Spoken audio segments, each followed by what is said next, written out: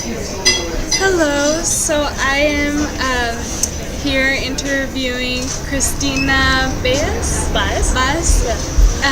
and she's going to do a little intro about herself, and then I'll go through some questions. Great. Hi, my name is Cristina Baez. I was born and raised in Puerto Rico, and I started working on a business, especially in the restaurant business, when I was 14 years old. And I went as an apprenticeship. I went to a Spanish chef, and I told them, "You don't have to pay me. I just want to learn. Can you let me come into your kitchen?"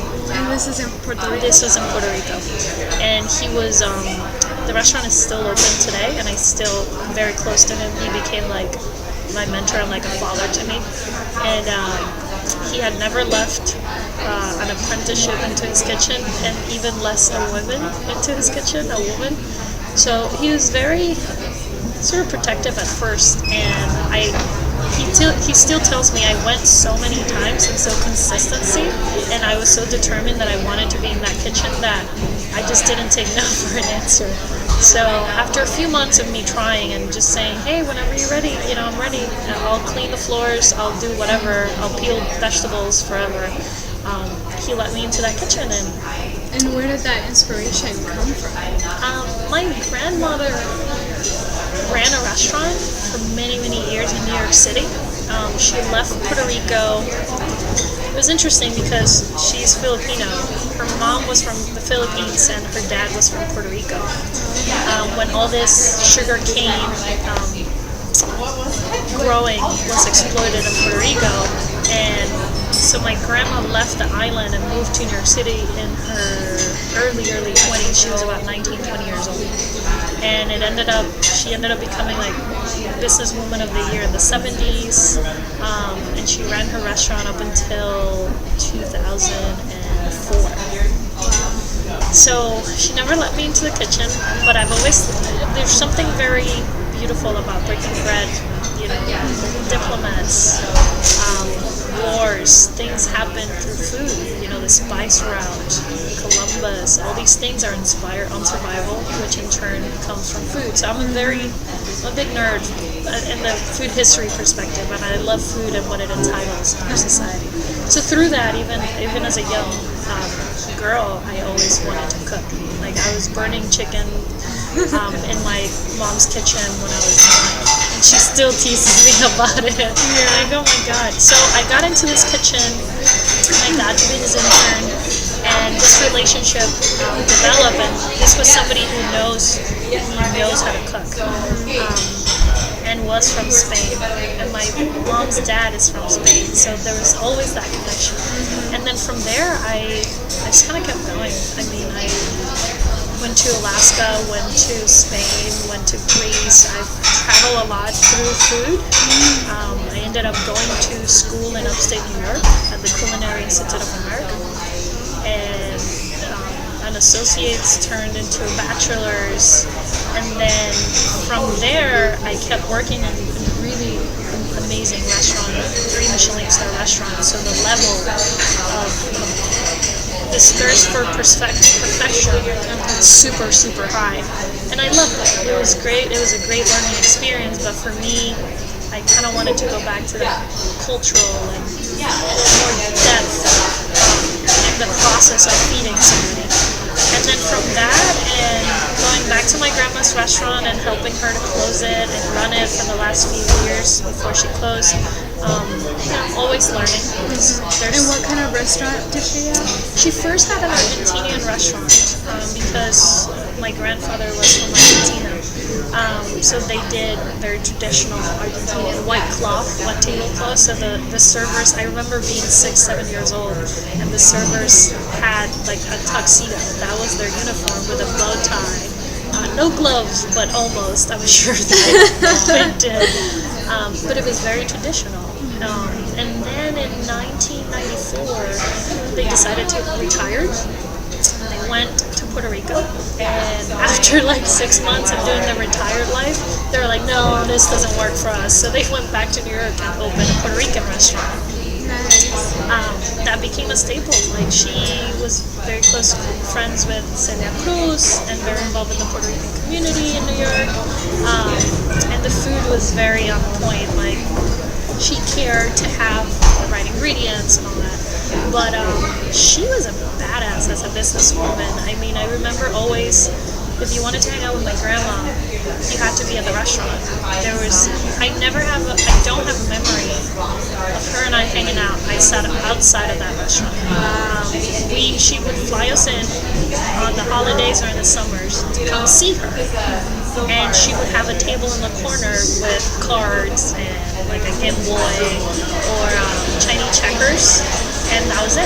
We would be at the restaurant for 8, 9, 10 hours a day, and that was hanging out in the summers with my grandma. She never let us in the kitchen. You know, it was not work. She didn't want me to kind of be in that life. And even after I graduated, she was still in denial. She was like, no, this is not for you. You can be an architect, you can be a lawyer. Maybe because she worked so hard. I think so. I think she, the hardship of it, and being a woman, and being, Puerto Rican, which is still viewed very differently. She knew it was hard, but that's life. What's life without its challenges? You gotta kind of push through. But she was a huge inspiration, and I never realized until very recently how much of an impact she had just on my life and professional life in general. And then after that, in my early 20s, when I graduated from Culinary Institute of America, I traveled for a few years, worked in different kitchens to just kind of keep pushing, and always learning. And then I was exposed, I've always liked photography and the creative aspect of cooking. And I got to meet a restaurant consultant, which is this person that you call when you want to open a restaurant or a coffee shop, or you have this idea, but maybe you want to open a restaurant because that's your dream, but you don't know how to cook. But you still want to open it and run it and be the owner. So I can teach you how to do it, or I can help you train the people and help you with the concept and, keep your cost and, if you go out there and say, well, I'm going to get an oven and a few people, you might spend way too much versus having somebody who's done it before. Right. So I did a few internships in New York and in Portland. So did you did culinary school and then you went and you got a business degree or something as well? Yes. At the culinary school, they help you focus on business in your life, so you know how to run all aspects from accounting to marketing to accounting business focus on food and beverage. And then after that, I went back to Puerto Rico because my dad was very sick, so we decided to spend a few years there. But I still managed during that time. Those were my first coffee shops that I opened. I did 3 projects there. Knock on wood, they're still open, and they did great. And they're really fun, small places. And all 3 of them were people that had no idea. I mean, one of the owners, I'm never gonna forget her. She was a lawyer, and she's like, I have some money saved up, and I've always wanted to open a cafe and serve like authentic Puerto Rican snacks and really good coffee.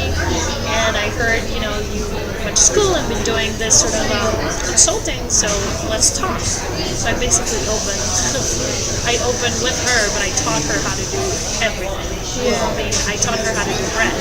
And now it's become this local destination coffee shop. From name to the concept to business, I mean, every cool thing. Yeah. Wow.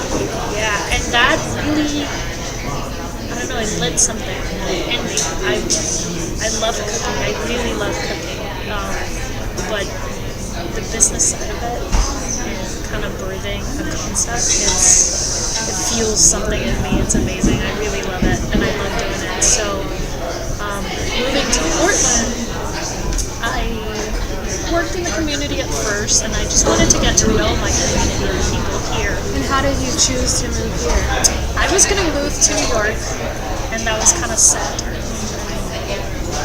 Agreed between my husband and I. And I came here to do a workshop for a month. And I came in May, with the wrong clothes because this Puerto Rican girl came with like the wrong shoes, not enough rain weather attire. I rented a bike and I stayed downtown in the hostel. It was great. I loved it. Even in the rain. Even in the rain, and I fell. I remember seeing those signs that it's like when the bike tire falls in the rail for the transit. Oh yeah. And I remember seeing the sign and going like, what does that mean? And I fell just like that sign. I was like, that's what it means. I was like, okay, I get it. But yeah, that whole month was awesome. I loved it. And I told my husband, I was like, I would move there rather than It's New a York. pretty foodie city. Yeah. Especially, I mean, now it's booming, but 4 or 5 years ago when I moved here, it still is, but it was, for us, it was just special. It was like, oh my God. And it's a very European city, too. Yeah.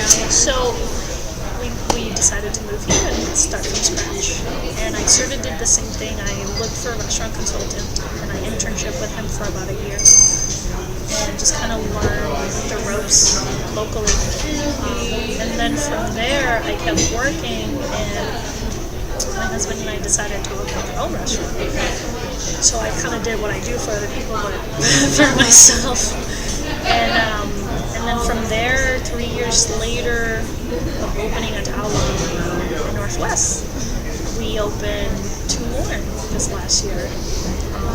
2 in 1 year. It's been a very long year. Yeah. But so we opened Portland's first churro shop, and that's something very nostalgic to us. It started as a joke about 2 years ago, and it was having drinks. Yes, that's what it was. Yeah. My sister went to the Think Mujer seminar or whatever, and I think you were there explaining your story. That's why. So it started as a joke, and nostalgia. It was like, you remember when you were a kid and have churros? And I remember going to Spain when I was 15, 18. I moved to Spain when I was 19. And their churros are so different than like the traditional like Mexican churros. They're both really good, but the recipe is completely different. And some people get really intense about it, but they're both amazing. It's just one has eggs, one has no eggs. It's like comparing regular bread to brioche. One has butter, which is going to be delicious, and the other one doesn't. So it has a better crust. I mean, it's just kind of you pick and take. But yeah, I mean, from a joke and friends being nostalgic about a memory, the churro concept kind of came to life. And then in the back we made to order paellas. We believe in focusing on what we do and we do well and what we know, which is, for us, it's Spanish food. Yeah. I'm passionate about it. I started cooking Spanish food when I was 14. So we love it, and we wouldn't change it. So that's what we're focusing on. We also don't want to recreate 20 of the same. So like if you want the churros and go, there's one location, you go there, and that's it. I don't want to have 10 of the same. Yeah, that's kind of in a nutshell. And so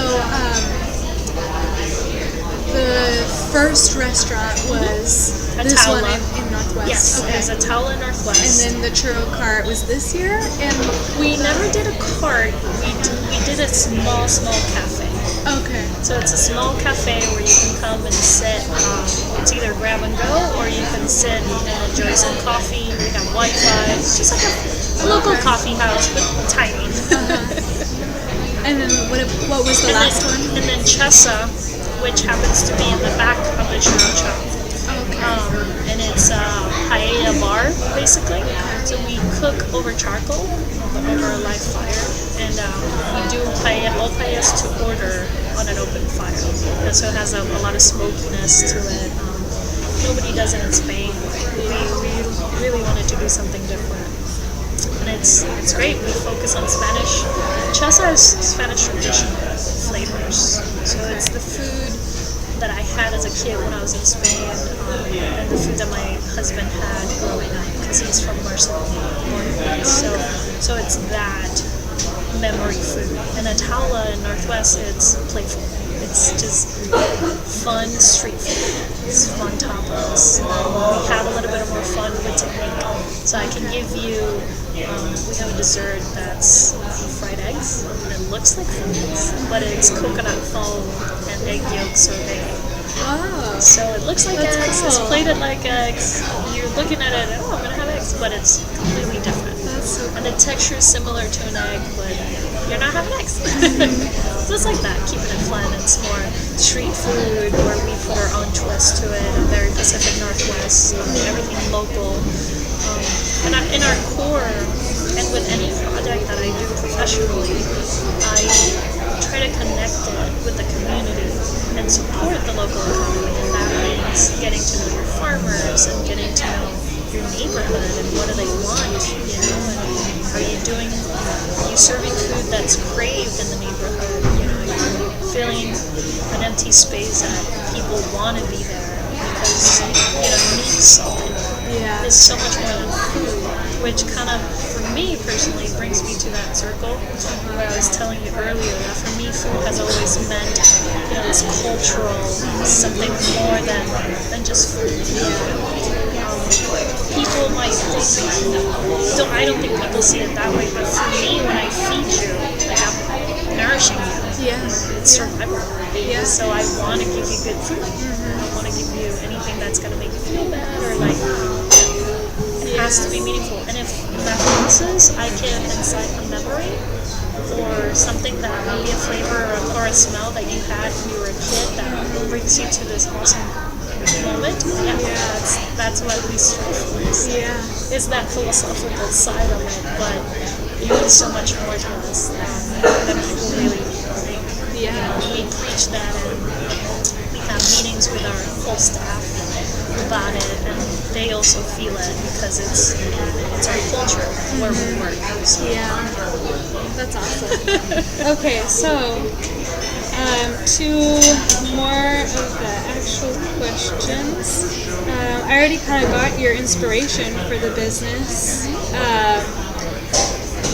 And you said that you had drawn from your grandmother. Did your mother also cook? You know, my mom was and is an incredible cook. I think I love that. She was awesome. My grandma was a really good cook.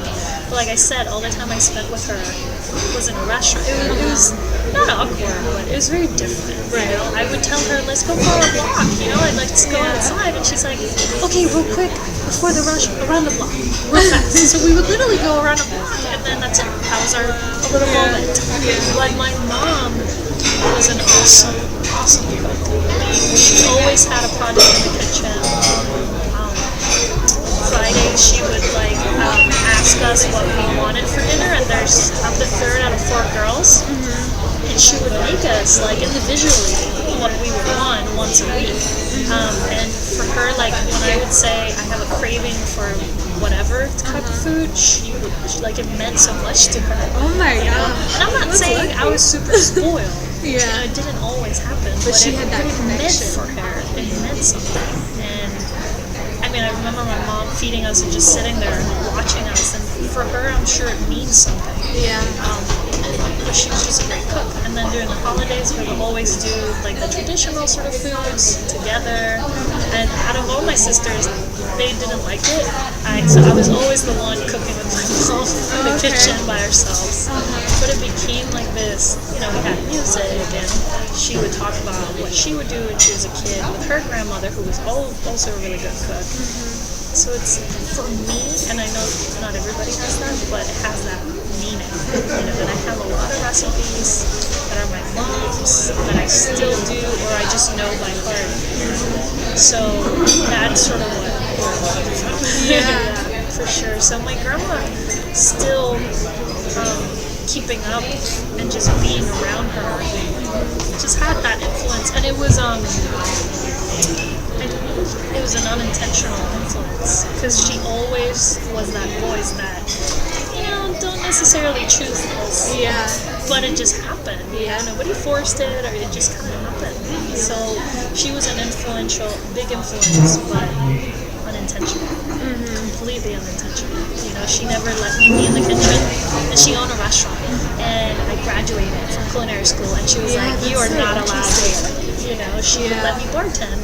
She would let me do all the office work, the numbers, accounting, payroll, but she would never let me cook. And I walked towards the last few years, yes, I went into the kitchen, but she never let me cook.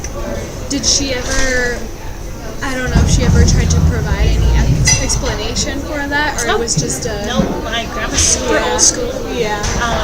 Super, super old school. She's in her 90s right now. Oh, wow. And, no explanation needed. That's just the law because she says so. It's like, I'm the head of the family right now, and you are not doing this. And you can't, what are you going to say? It's abuela, Yeah. It's like, okay. Yes, ma'am. Yes, and ma'am. so, how does she feel now with everything? She towards like about 2 or 3 years after I graduated and I did apprenticeship and I started consulting, she kind of gave in. She's always been proud of me, support me in her own quiet way. But I think she just made peace with it. Yeah. I don't know. There's something about a few generations ago, like you just had to be a doctor, a lawyer, or an architect. Right. Which, cool. They're great professions. They really are. But there was just, it meant more for somebody from that generation than being a cook or being an artist or doing something with the arts. It was seen differently. Like the struggle would be even harder. Do you think that's especially in the Latino culture, or also kind of in general? It's harder for sure. You're a minority. I mean, if you add to being a Latino, you add being a woman. I worked in a kitchen when I was 19 years old. It was the second best restaurant in the world. And there were 48 cooks in that kitchen. And 2 of us were women. And automatically, just because I was a woman, they put me on bacon and pastry. I never baked it in my life. I had no idea what I was doing. I told them, I'm like, I'm a cook. Was this in the U.S.? No, it was in Europe. And I lived... I mean, the word is, it's racism. Because I would speak Spanish. I can't tell you how many times I had...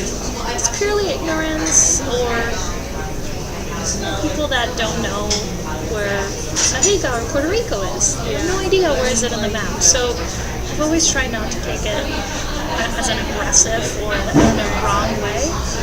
But I had a lot of times that I had people interrupt conversations and say, hey, you're an American, speak English. And you're like, what do I say to that? Many times I called my dad and was like, did I react it correctly, or should I have been upset or said something different? So yes, it's gonna be a little bit harder, but Michelle Obama said something recently that said, when they go low, you go higher, or you go high, and it's so true. I know it sounds like a cliche, but I've done that a lot, and that's what at least the elder, my dad and my mom always said whenever I'd encounter something that, whether I spoke Spanish or whether I was a woman, it would be a conflict or it would be that much harder. So I gotta kill them with kindness, and sometimes I work twice as hard, and sometimes it pays off, and sometimes it doesn't. So you choose your battles, for sure. That's true. Okay, so do you get a lot of Latino customers, or is it pretty we diverse? get a lot of everything. What I do get is my community. It's this huge sense of community from anybody who speaks Spanish or connects to our food from a cultural level. And it's beautiful. It's really beautiful because it gets them excited and they want to share a memory, or it's like, oh my god, it tastes just like my mom would do it, or so it's a connection on a deeper level, and it's just beautiful. It's just really nice, whether it's through a churro or through a paella or a special that we do, like having breakfast and you have a piece of sausage with eggs and potatoes. And it brings something when somebody was a kid. And I mean, we all cook. A lot of us cook from memory too. So it's like, what do you like to cook? What was this one dish that you just loved as a kid? My mom used to do my favorite dish on Fridays that I sang.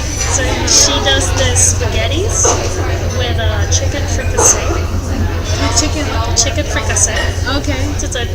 stew with chicken. And she would do that stew and then boil linguine and spaghetti and then add it to the stew, which normally you serve it with rice or beans or potatoes. It was so good, and I would make it as a special every now and then. And people like lose their mind. They're like, oh my god, I would have this when I was a kid by my abuela or something. Yes, and it's that, it's that. Yeah. That makes a difference. So definitely that community, we're connected in a more, cultural and maybe emotional sense. That's not to say that we don't have that connection outside of the Latino community. Right. But if it's not connected to food memory, the relationship is more educational. So if you've never had paella before, and I serve you a paella, then you're learning, so this is my new standard for what a paella is. If you go to another place that serves paella and theirs are better, then that standard changes. Versus, I've had this, I know this dish, oh my god, you took me back. I can't wait to taste your food now. So going kind of along with that, are you targeting a certain group of people, or is it more just connection to community in general? Connection to community in general, for sure. We don't target anyone more than other, but it just kind of happens. It's like making churros. Yes, we're going to have huge Spanish speaking community reach out to us first. So. Yeah. And then it just becomes more and more And it just popular. becomes, the neighborhood. It's all about the community for us. Yeah. When I wrote this question, I feel like I had more of an aim towards it. Now I'm wondering what I really meant. Okay. I said, are you trying to portray a certain message? I guess you could take that anywhere, really. It kind of, again, it goes back. I just want to feed you good food. I want whoever comes to us to, whenever they're away and think, okay, where did I have a really good meal? Then just to remind you of this. That's sort of it. I think that's what you can do with food. I do my part supporting local agriculture and local charities. We're very involved in the community. A lot. A lot. Every month we give away to a local nonprofit. Not to mention we donate a lot of hours throughout the year because we really want to be part of that community. So our message is just, we all need to eat. Yeah. And I just want to feed you right. I want to feed you good food. And if it means a lot of emotional and memories to me, then maybe you'll get that a little bit, and that's great because we have a connection. That's it. It's simple. How do you have time for all this? I don't sleep that much. Let's see. So it sounds like the way you explain it, there's probably a pretty good business going on. You have enough to be able to have multiple businesses. So was there any hiccups that you came across starting the business, and what were the hardest parts, do you think, or just a general trying to find your niche or the customers and stuff like that? Everything's hard. Yeah. Everything in life is hard. And yes, everything worthwhile, it's hard. And there's a lot of truth into that. We're just a little bit crazy, and we love what we do. We really love to feed just food, and I don't care. It's true. I can't think of anybody that doesn't love food and cooking that's in it for something else. Yeah, that's good. Anybody that says, oh, I'm going to open a restaurant because I want to be rich. Yeah. No, that's never going to happen. It really isn't. Yeah. But from my perspective and what I do, that's sort of my job. It's like, okay, what is missing in the neighborhood? What is there, when you say niche, it's like, I'm not saying there's a niche for churros, but I believe there is definitely a need. There's never been a churro shop in Oregon. People love sweets. There's a big Spanish community. big Latino community that know what a churro is. There's a nostalgic, so that's the cultural sense. So yes, there was a need for churros, and for us there was also nostalgic, and we all share that. So let's do it. So it's kind of about that. And in our group, I work with my husband. We kind of flip, and this is where I like the business side more. So he can take care of the kitchen, and I can do all the business things. So there's a process of research. Which to me that's really interesting because that's kind of almost the opposite of traditional, especially in Latina culture, norms. So that's At first, his family, they wouldn't tease him. We get along extremely well, and his parents are like my parents. But there was that among his friends, like, okay, so you do the cooking and your wife does the business side, and he's involved. We are a team. And I'm also involved in the cooking, but I think you play to your strengths too, and this is something that I've always really liked. So I have more of that challenge. So for me, I do research for about 8 to 9 months anytime I have a new project. So even if, let's say, you approach me and say, I want to open a restaurant in Portland, where it's going to be about a year and a half, easily, maybe more, since you're going to open that restaurant. At least with me. You can do it faster with other people, but I think it's a big chunk that was forgotten, and people don't pay as much attention to it, which is the research part. And to open any business, I think you have to know who you are and what that business is, have that identity, because if you open and you don't even know as a business who you are, how are your customers going to know? Right. They're just going to be confused. When they walk in, they're going to be like, oh, I went to this great place, but I don't know.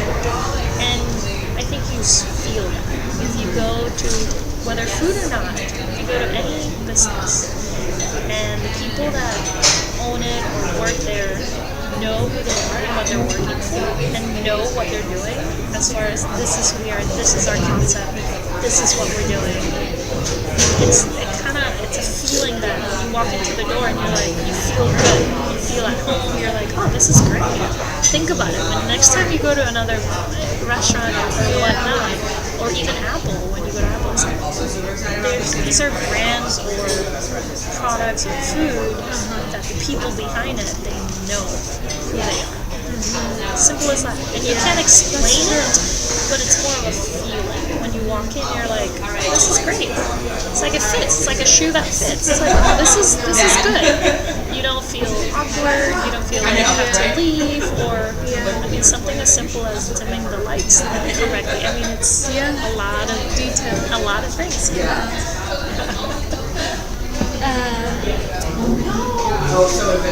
So, what do you think?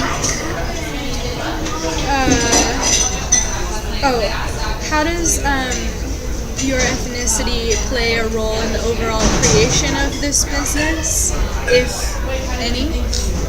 I think it always does. Anything that you do, wherever you come from, it's always going to play a part in your life.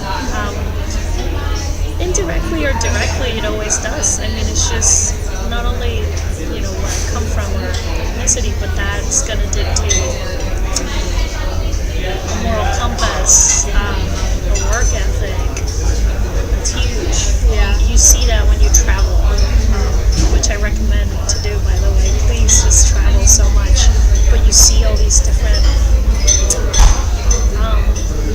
moral compasses, work ethic, all that as you change culture, for better or worse. Right. But it's very different.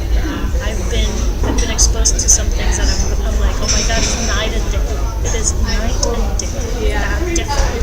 So I bring, in my work, which is food, different seasoning, different perspective on flavors. Maybe you've never had a chicken seasoned with nutmeg and cloves, but I grew up with that, so you also have that something new to bring and something different, a nice interest or creativity or a smile or however you want to put it. So I think ethnicity dictates a lot.